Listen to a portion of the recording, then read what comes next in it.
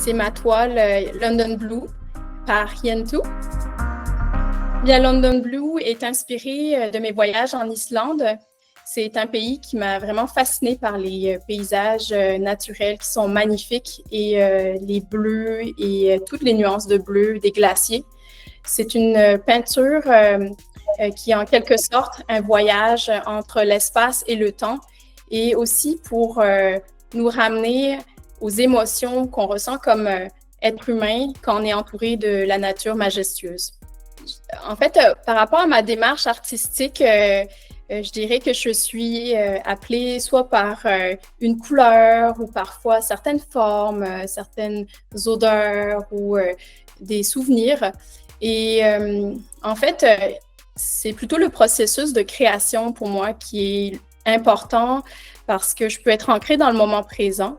J'aime vraiment chaque étape du processus, à chaque fois que je peins, chaque coup de pinceau, le son du pinceau là, qui s'applique sur la toile.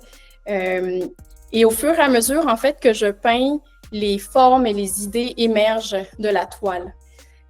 Pour atteindre, en fait, un équilibre entre la liberté et le contrôle du mouvement, mon médium de prédilection, c'est l'acrylique. Parce qu'il peut me permettre de travailler en fluidité la peinture et aussi d'aller travailler des éléments vraiment plus détaillés et définis. Et tout au long du processus, j'aime me questionner et regarder plus loin que ce que je vois. J'aime également me retrouver dans un état de contemplation où j'oublie le temps qui passe. Je m'inspire vraiment principalement de la nature et des émotions que je ressens en relation avec le monde qui m'entoure. Donc, dans ma démarche artistique et dans la mission que je souhaite partager au travers de mon travail, au-delà des émotions positives que j'ai envie de transmettre à l'observateur, c'est de l'inviter à célébrer la beauté de chaque instant de vie. Bonjour, vous êtes présentement devant la toile Brume de Annie Laroche, artiste. La toile Brume est synonyme pour moi de sérénité, de passage. C'est une toile que j'ai créée avec un fond de toile de lin, vraiment à l'état brut. Donc, on voit toute la texture, la couleur de fond n'est pas pareille non plus. Donc, toutes les couleurs appliquées sont vraiment plus tendres, plus douces à l'œil. Vraiment, elles fondent dans la toile. Les couleurs que j'ai choisies pour la toile Brume sont vraiment très douces. Un petit lilas bleuté, un turquoise, par-dessus une légèreté là, de brume justement que je suis allée appliquer avec du blanc. Donc, c'est tout en douceur et c'est vraiment pour représenter la brume matinale au petit matin, lorsqu'on se réveille. C'est vraiment ce qui représente cette toile-là. Donc, moi, ma démarche artistique, j'ai rien de très complexe à expliquer. Dans le fond, moi, c'est vraiment sur le coup matinal. Lorsque je me réveille, c'est vraiment là que j'ai vraiment toute mon énergie, toutes mes nouvelles idées qui se fondent le matin. Moi, j'aime les grands formats. C'est là que je trouve toute mon inspiration, les toiles de grand format. Je ne sais jamais vraiment ce qu'il va y avoir sur la toile. Je sors mes pinceaux, mes spatules. J'adore travailler avec les spatules. Je sors quelques couleurs, mais même à ça, déjà, mes idées, souvent, les couleurs vont changer au fil que la toile, l'œuvre avance. Alors, l'œuvre se nomme Introspection et elle est réalisée par Christian Michaud. Alors, moi, en fait, je travaille le bois, puis pour cette œuvre-là, c'est principalement de la gravure. Alors, c'est de la gravure sur des panneaux de merisier. La démarche artistique, c'est beaucoup sur les grands espaces. C'est pour ça que mes œuvres sont assez épurées, parce que je veux que ça respire, je veux pas que ça devienne lourd, parce que je travaille avec des fonds foncés, ce qui pourrait créer quelque chose de lourd, étant donné que c'est en général assez noir. Mais comme je veux pas que ça devienne quelque chose de dramatique tout le temps, je travaille avec des fonds foncés, mais c'est comme si le fait de ne pas mettre beaucoup d'éléments, j'essaie d'aller à l'essentiel du message que je veux passer. Et le message, normalement, il n'apparaît pas dès le départ. Tu sais, je pars, puis quand je fly dans mon affaire, j'avance, puis à un moment donné, il y a un sens qui arrive. Et là, le sens, j'essaie de le pousser pour transmettre mon message. Et moi, j'habitais au Yukon, puis je faisais beaucoup de randonnées là-bas, j'allais en montagne, puis à chaque fois que j'arrivais au sommet d'une montagne, j'avais comme une espèce de sensation, tu sais, la sensation de se sentir tout petit devant l'immensité. Puis on dirait que c'est comme là que ma démarche a commencé. C'est-à-dire que j'ai jamais été capable de trouver les bons mots pour exprimer cette sensation-là. Fait qu'à un moment donné, c'est comme si on dirait que j'avais le goût de la transmettre en travaillant de mes mains sur des œuvres. Donc c'est pour ça que c'est tout le temps un mélange de figuratif et de abstrait, et c'est léger, c'est épuré, il y a toujours un petit peu d'air, c'est comme si c'était une grande respiration. Donc l'œuvre qu'on voit présentement, Introspection, ce que je voulais représenter, c'est un peu, on voit comme les petites lignes qui tombent, c'est un peu comme si je voulais dire ce qu'on lance dans l'univers. Ça peut faire un petit peu spirituel ce que je dis, mais il y en a un peu aussi de ça. C'est ce qu'on lance dans les airs, souvent, nous retombe dessus. Donc, pourquoi ne pas lancer du beau pour que le beau nous retombe dessus? Puis, c'était un peu ce que je voulais représenter avec ça. C'est le sens qui m'est apparu avec cette œuvre-là. C'est que c'est un peu comme les idées qui nous tombent dessus, qui nous arrivent, puis qui se transforment, puis qu'on renvoie dans les airs, mais qui reviennent constamment. Donc, c'est un peu le sens que je voulais donner à cette œuvre-là. Puis, je l'ai appelée Introspection parce que c'est le monde intérieur, en fait. C'est vraiment, je trouve que c'est quand on rentre dans notre bulle, l'espèce d'introspection qu'on a influence énormément l'extérieur, notre vie et ce qui nous entoure. Donc, c'est un peu ça, le balancier entre l'intérieur et l'extérieur. C'est pas mal ce que je voulais dire avec cette œuvre-là. Devant la toile Ocean Eyes et Taking My Time de Tania Oulu. La démarche créative pour ces œuvres-là fut vraiment très, très, très intuitive. Pour moi, c'était important de créer du mouvement et de la profondeur, en même temps d'inclure du figuratif dans une œuvre très abstraite. C'était important vraiment pour moi de conserver l'effet brut du médium que j'ai utilisé. Donc, j'ai utilisé beaucoup d'encre et je me suis vraiment laissée guider au travers de la création sur ce qui me venait intuitivement et par les émotions qui m'habitaient à ce moment-là. Donc, pour Ocean Eyes, l'émotion était vraiment de la vulnérabilité. C'est vraiment l'émotion qui m'a envahie quand j'ai créé cette œuvre-là. C'était vraiment mon but d'exprimer une émotion de douceur, une émotion paisible aussi quand ceux qui allaient regarder l'œuvre allaient l'apprécier. Et puis, pour Taking My Time, les deux œuvres sont un peu reliées vraiment par ce sentiment-là de vulnérabilité, de patience, de compromis. Donc, pour moi, c'est des œuvres qui se veulent vraiment relaxantes pour la personne qui les regarde, puis qui vous amènent dans un monde un peu plus personnel.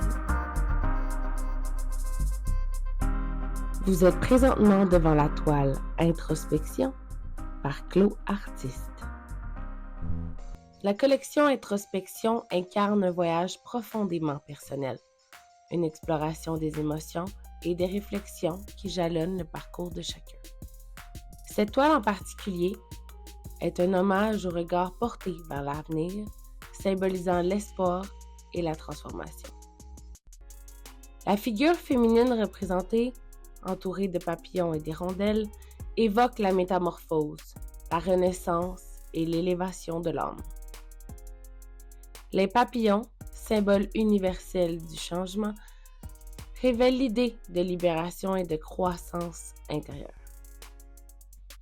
Dans cet univers empreint de douceur et de puissance, chaque élément devient un miroir où l'on peut se retrouver, se questionner et envisager le chemin à venir avec un nouvel élan.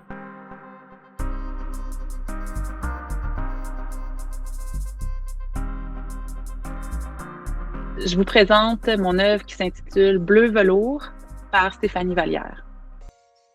Chaque œuvre, pour moi, reflète comment l'imprévu peut donner naissance à une nouvelle forme d'harmonie et d'équilibre. C'est vraiment les mots-clés qui me drivent tout le temps quand je crée une nouvelle œuvre. Celle-ci est vraiment un bon exemple parce que je pars toujours du concept que les contraintes peuvent s'harmoniser. Les contraintes, les contraires aussi. Par contraire, j'entends le calme versus le chaos, le visible versus l'invisible, le micro versus le macro, le tangible versus les émotions. Donc, dans cette œuvre-là, je souhaitais transposer 3 énergies qui coexistent, qui se complètent, qui s'élèvent à être ensemble, tout en étant différentes, indépendantes et captivantes. J'aime laisser beaucoup d'espace entre la forme et le fond pour que, justement, ça a l'air d'être un petit chaos contrôlé, mais quand tu le regardes dans son ensemble, tu te dis, mais non, c'est apaisant, c'est doux, ça me relaxe. Fait que c'est ça que je trouve le fun, qu'on puisse coexister le chaos avec le calme. Fait que l'espace et l'espace négatif qui vit ensemble, mais qui fait du sens finalement quand on la regarde dans son entièreté. Mais si tu t'approches puis tu la regardes de proche, tu peux voir des petits mini-détails qui semblent chaotiques, mais tu te recules puis ça a l'air apaisant. Fait que oui, c'est vraiment tout voulu, cette ambiance-là. Moi, je m'inspire d'abord des éléments de la nature, que ce soit des paysages, de reflets de lumière sur l'eau, de la texture d'écorce, par exemple. Je m'amuse à intégrer une énergie, une intention derrière tout ça. Et ça se fait par le choix de mes produits. Donc, que ce soit des encres, des aréosols, des acryliques, chaque couleur ou chaque produit a un poids différent. Puis quand ça se mélange à ma résine, les encres vont aller plus sur le dessus, les acryliques vont aller en dessous, puis ça se transpose ensemble. Donc, il y a certaines couleurs qui se mélangent, d'autres qui restent au-dessus, d'autres en dessous. C'est ça qui fait que mon œuvre prend forme par la suite parce que la résine, elle est transparente. Puis, avec la lumière, quand la lumière traverse l'œuvre, là, on peut vraiment voir des ombres qui se créent entre chaque couleur. C'est ça qui apporte une autre dimension. Puis, on a l'impression que l'œuvre est en vie, là, elle bouge encore là, quand on la regarde. Dépendamment de l'heure de la journée, il y a certaines zones qui s'illuminent par un rayon de lumière qui traverse la résine et qui crée des ombres, comme je disais, entre les couches de couleurs. À première vue, ça peut avoir l'air aléatoire, mais c'est vraiment le résultat d'une discussion. Moi, j'appelle vraiment ça comme une discussion avec mon Canva. Donc, j'ajuste des choses, j'en enlève, j'en ajoute, jusqu'à ce que j'atteigne le parfait équilibre entre l'œuvre et moi. Donc, mon œuvre prend forme en 3 étapes. Il y a l'inspiration qui se manifeste par les couleurs. Il y a l'intention qui se manifeste par le choix des produits. Et il y a la matérialité qui se manifeste par la lumière qui rend tout ça pas juste du matériel, mais quelque chose de bien en vie. Vous êtes présentement devant l'œuvre Éclat, une œuvre inspirée de la lumière d'hiver, les rayons du soleil qui reflètent sur la neige et qui font scintiller une lumière magique, froide mais réconfortante. Je suis Patricia Doucet, une artiste visuelle qui se spécialise dans l'art du collage. J'utilise les papiers de magazine comme médium parce que j'aime travailler avec ce qui existe. J'aime récupérer et réutiliser les matières. Je déconstruis les images que je trouve pour composer quelque chose de nouveau grâce aux nuances de couleurs et aux textures que ces papiers m'apportent. Mes œuvres sont abstraites parce que j'exprime dans mes créations, parce que ce que j'exprime dans mes créations, ce sont des ressentis. Je m'inspire des lieux que j'habite, que je visite, des expériences que je vis. Je voyage beaucoup pour m'inspirer aussi. Je prends toute l'énergie que j'y ressens dans un lieu ou dans un moment et je le transpose sur mes œuvres. Donc, au lieu d'exprimer mes ressentis avec des mots, je les exprime avec des couleurs.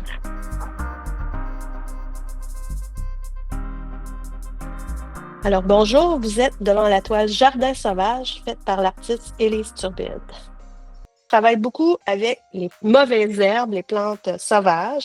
Je veux montrer la beauté qu'il y a dans l'ordinaire. Puis aussi, je m'inspire des impressionnistes, un peu du mouvement du pointillisme. Alors de près, c'est toutes des touches dissociées de peinture. Et quand on se recule, l'œil fait la synthèse, puis ça a l'air d'une photo. Fait que c'est vraiment quand tu es proche que tu as vraiment une expérience picturale, que ça soit, même que tu te demandes, tu es devant quoi. Et de loin, ben, c'est tout autre, une autre. Souvent, le monde dit, hey, c'est-tu des photos? Puis là, il s'approche, puis il fait, oh mon Dieu, c'est vraiment pas ce que je m'attendais. Alors, j'aime ça créer ce contraste-là à travers cette série d'œuvres. Et puis, c'est comme un thème, la lumière, toutes les teintes de couleurs et tout ça. Alors, c'est vraiment une série qui me tient vraiment à cœur. À la base, c'est ça, j'ai étudié en art visuel dans les années 90. On nous disait que la peinture était morte, chose qui n'est vraiment pas le cas aujourd'hui. Moi, j'ai tout de suite su que j'étais une peintre. Puis même si j'aimais la sculpture et les vidéos, j'ai fait de la performance, j'ai fait toutes sortes d'autres choses, mais j'ai toujours su que j'étais une peintre. Alors, je me suis focusée sur cette voie de création, sauf que je me suis toujours laissé la liberté, à travers ce médium, d'avoir plusieurs voies. Alors, j'ai toujours plusieurs collections parallèles qui viennent se recroiser. Alors que ça fait qu'au bout de 30 quelques années de création, j'ai un corpus d'œuvres, mais qui est avec un fil directeur, mais qui prend toutes sortes d'avenues.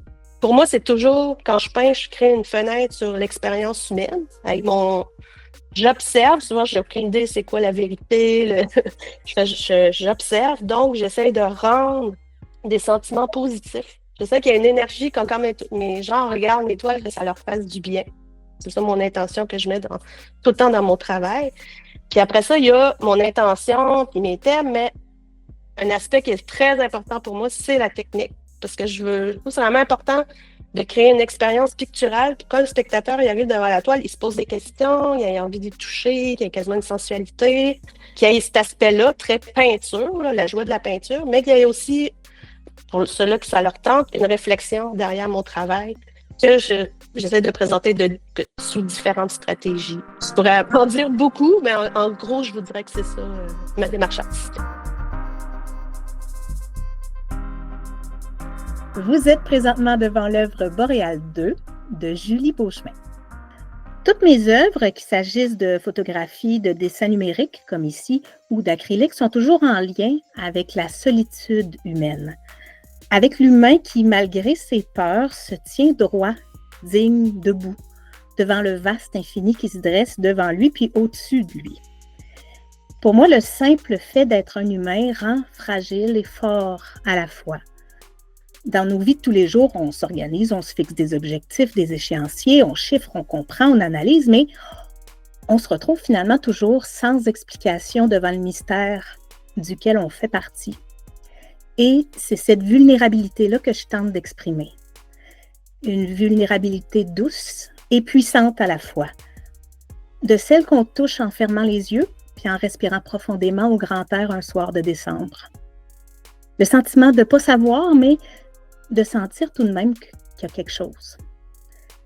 C'est la jonction entre ces deux états-là, c'est cette vulnérabilité-là dont j'aime parler. L'œuvre Boréal 2, qui est devant vous, est tirée de la série Boréal, qui parle de la nordicité qui est la nôtre, qui nous représente, qui nous forge. On est modelé par les longs hivers qu'on traverse. Ils font partie intégrante de nous, qu'on le veuille ou non. Puis un autre thème qui m'est cher, c'est la beauté, mais pas la beauté cosmétique. La beauté qui se rattache justement à la vulnérabilité, à l'imparfait, à l'authentique, au délicat et au fort en même temps. La beauté du mystère.